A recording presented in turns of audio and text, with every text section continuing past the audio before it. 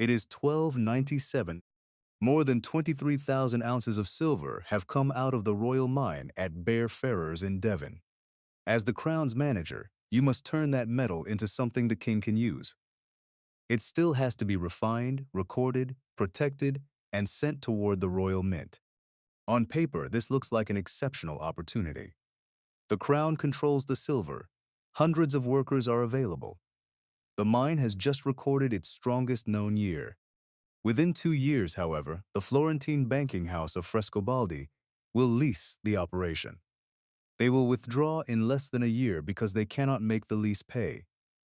When the crown takes control again, restoring the workings will take years and cost more than £1,000. That contradiction is the heart of the investigation. If a mine can produce 23,000 ounces of silver and still defeat a major banking house, what does it take to make the business profitable? The answer begins with what Bere Ferrers really was. Bere Ferrers appears in the records as a silver mine.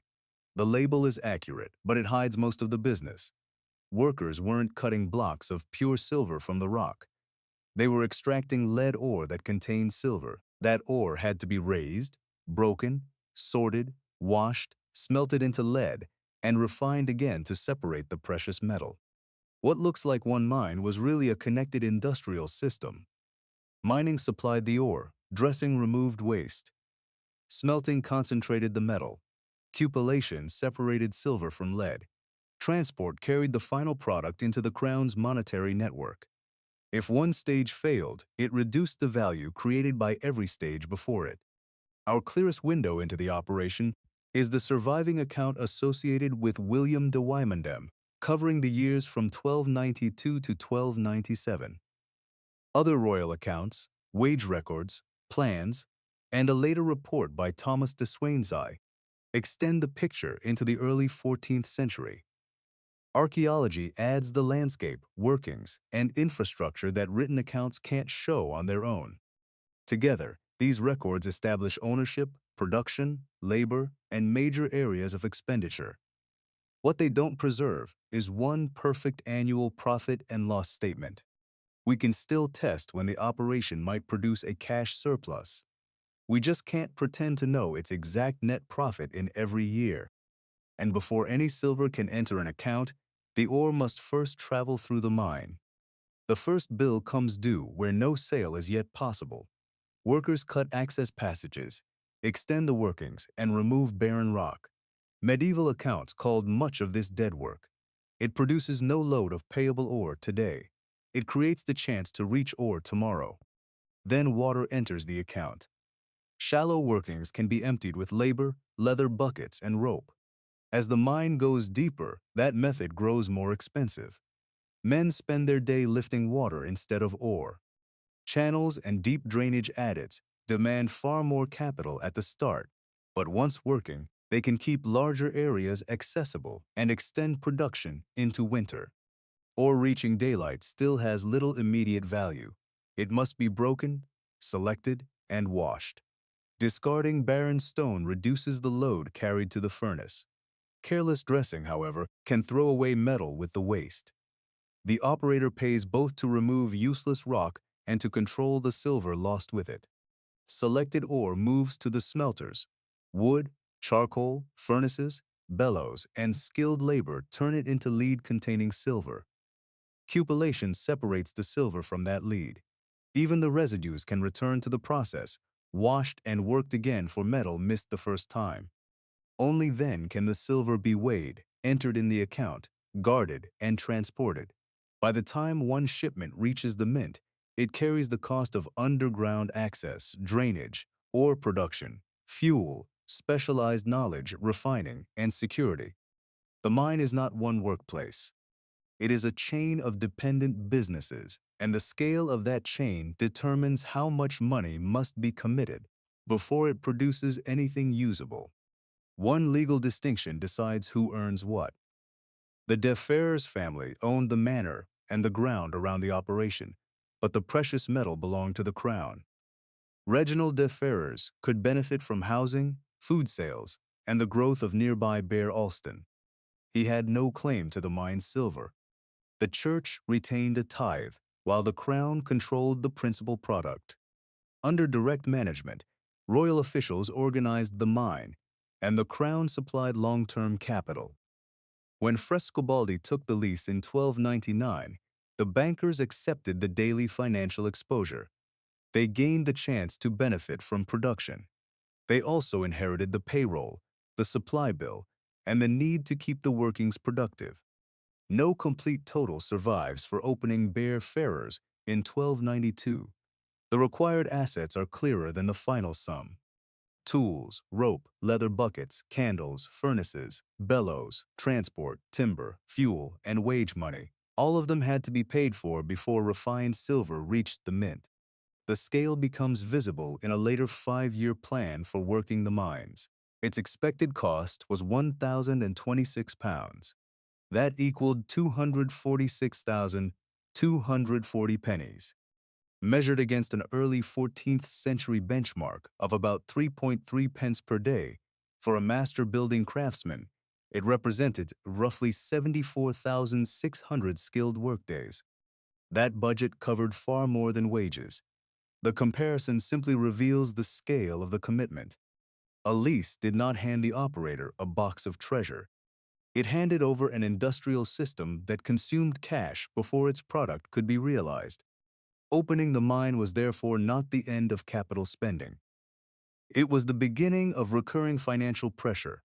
Output can fall faster than cost. If less ore is raised, the operator can reduce some piece rate mining, hauling, fuel, and processing. Other expenses move slowly. Officials still supervise the operation. Essential workings still need maintenance. Drainage can't be abandoned without consequence. Furnaces, tools, security, and skilled capacity have to remain available. Labor makes that cost structure harder to shrink. In 1297 and 1298, the workforce may have included at least 400 men. Roughly 150 miners from the Peak District, another 150 local or regional miners, and about 110 miners employed on aqueducts and drainage.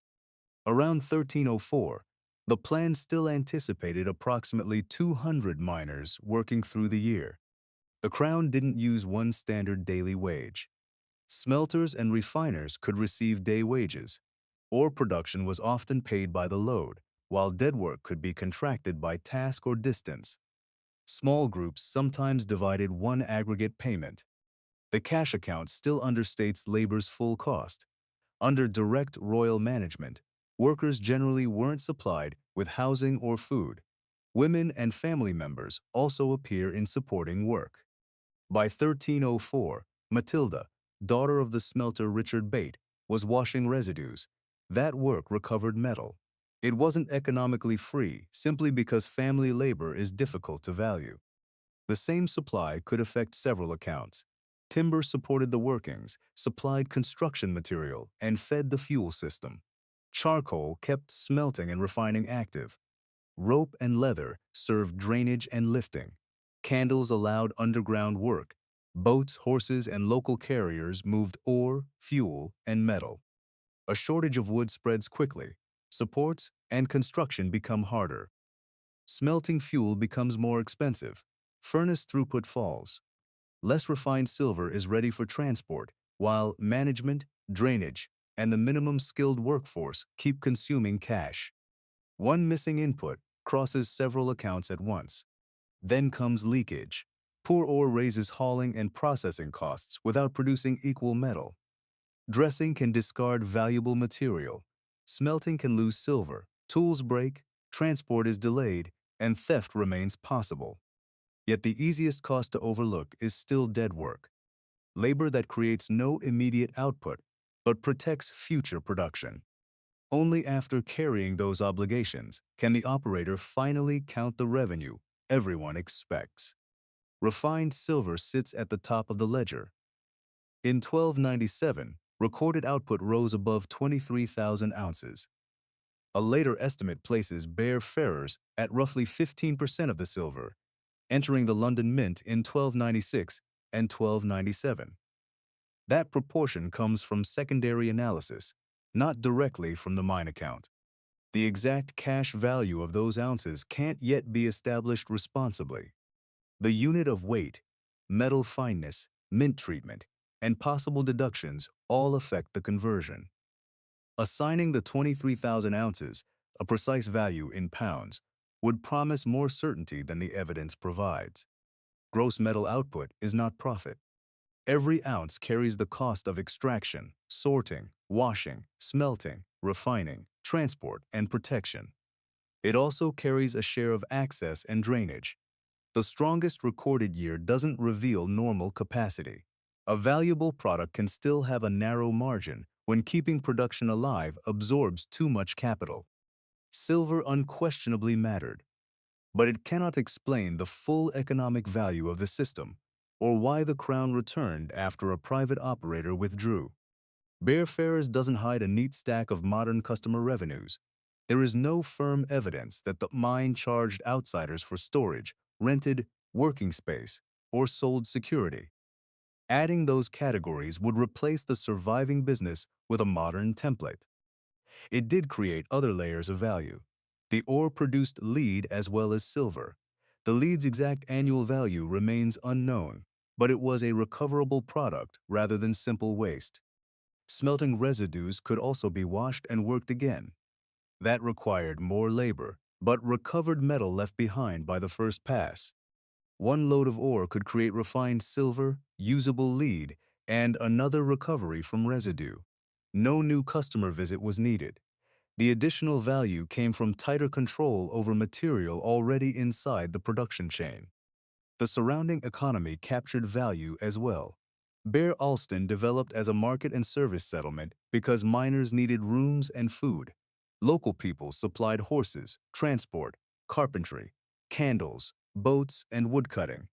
The landowner could gain from settlement and trade, while the crown kept the silver. One operation generated several incomes, but they appeared in different ledgers. For the crown, silver also had value beyond an ordinary sale.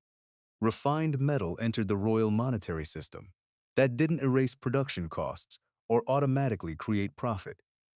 It did give the crown a reason to value a domestic flow of bullion differently from a short-term lessee seeking a commercial return.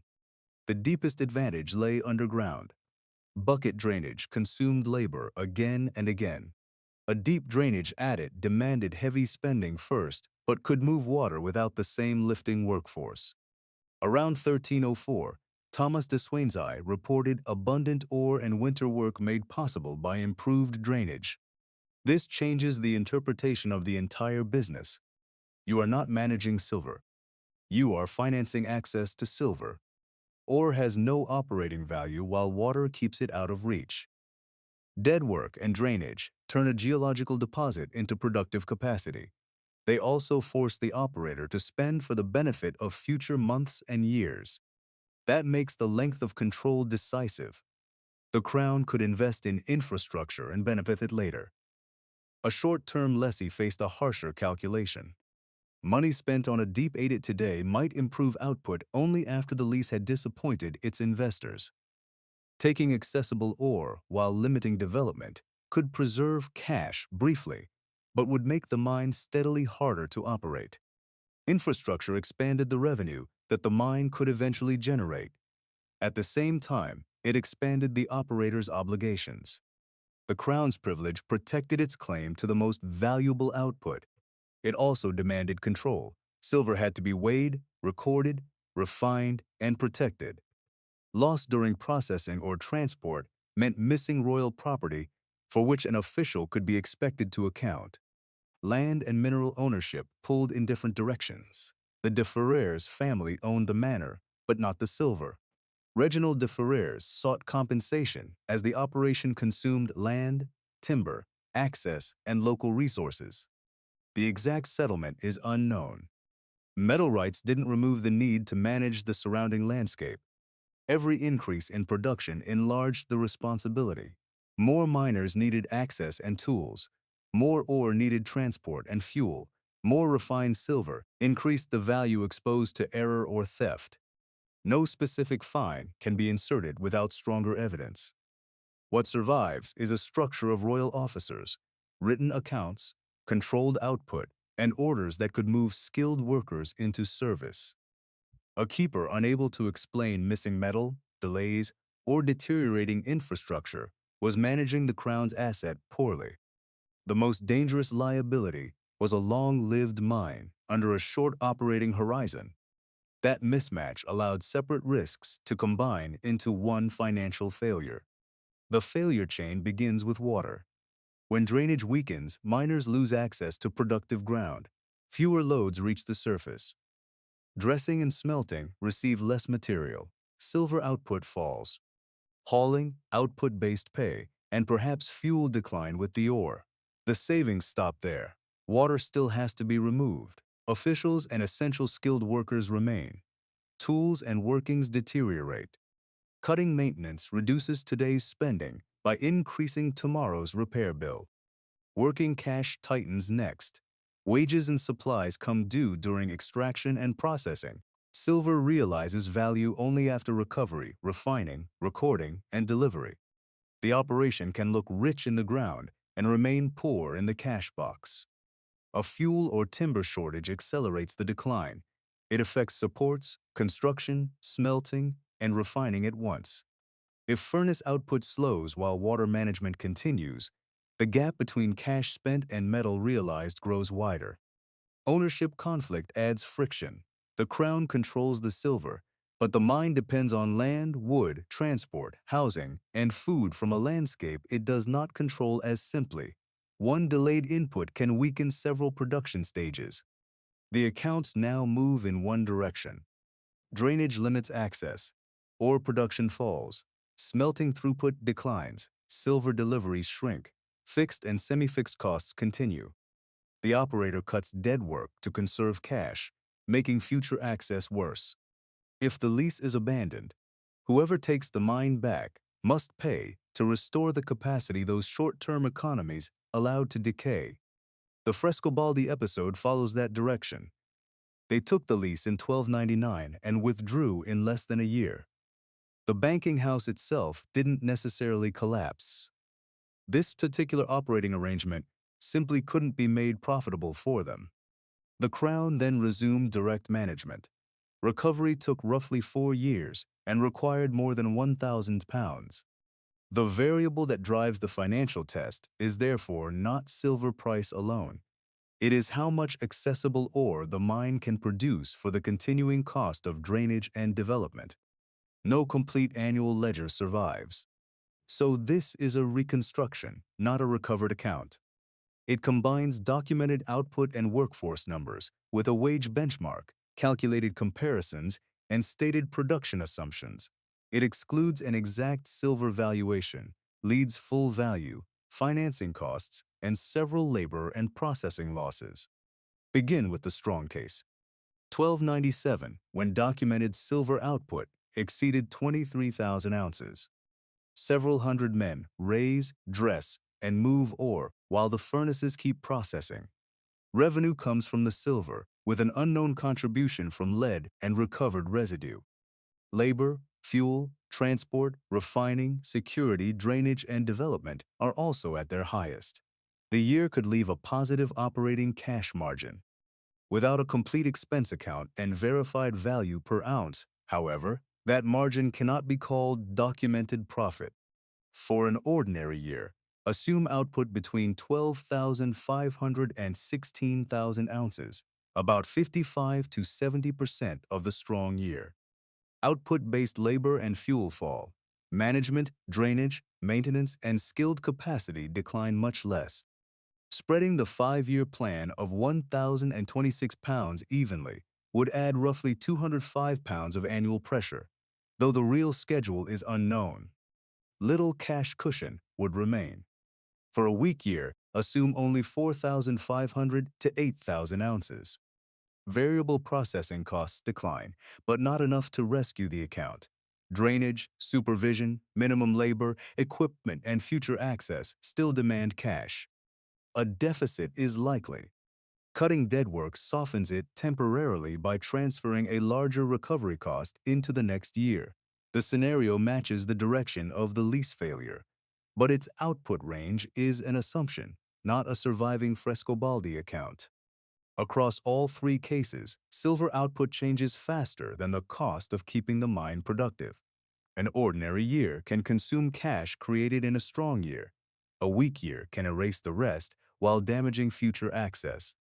Even a positive balance isn't necessarily economic profit when capital, financing, labor value, and metal loss remain incomplete.